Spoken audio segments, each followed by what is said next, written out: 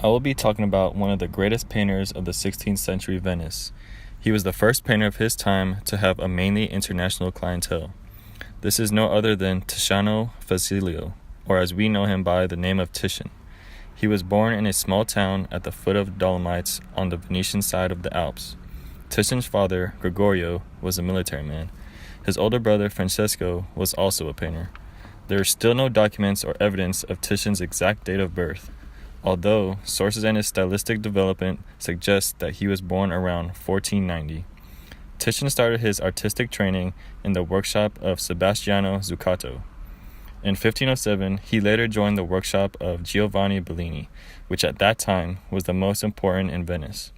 In the late 1560s and early 1570s, he pushed his art to the edge of abstraction, and his very late style is defined as magic impressionism.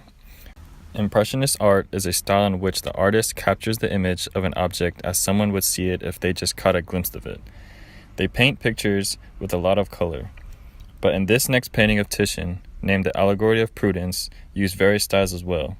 It was done using oil on canvas. As we can see here, it shows a painting of 3 men and 3 different animals.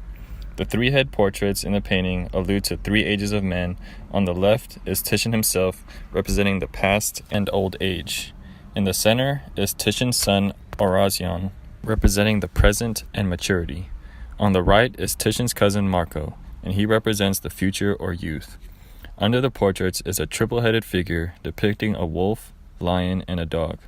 This symbolizes prudence or wisdom.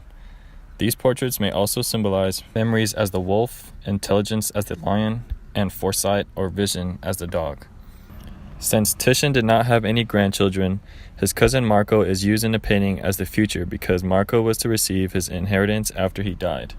If you look above the portraits, you can see inscriptions divided into 3 sections. The inscription suggests that from past experience, one should live the present prudently, so that the future actions are not spoiled. This was thought to be directed to Titian's family before his death. He wanted to ensure that his family would be prudent in the use of their inheritance as he was nearing death. All in all, he painted this as a message to his family to be passed down from generation to generation. Moving on into a different era, I will be talking about the very talented Giuseppe Arcimboldo, who was born in Milan in 1527, the son of Biagio, a painter who did work for the office of the Fabbrica and the Duomo. Arcimboldo was commissioned to do stained glass window designs beginning in 1549, including the stories of St. Catherine of Alexandria vitrage at the Duomo.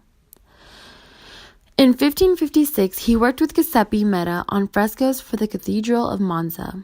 In 1558, he drew the cartoon for a large tapestry of the Dormition of the Virgin Mary, which still hangs in the Como Cathedral today.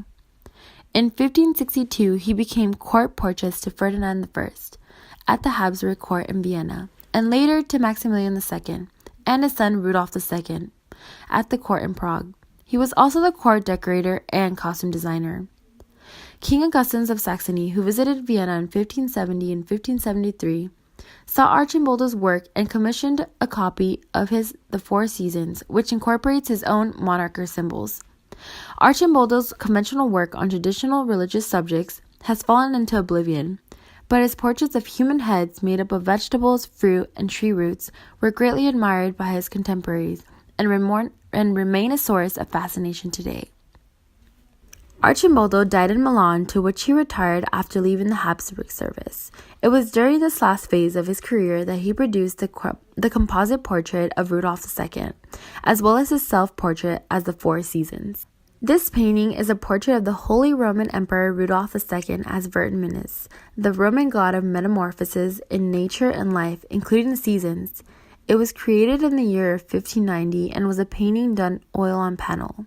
The portrait is meant as an imperial allegory corresponding with Arcimboldo's series of the seasons, with the emperor here seen as a ruler of them all.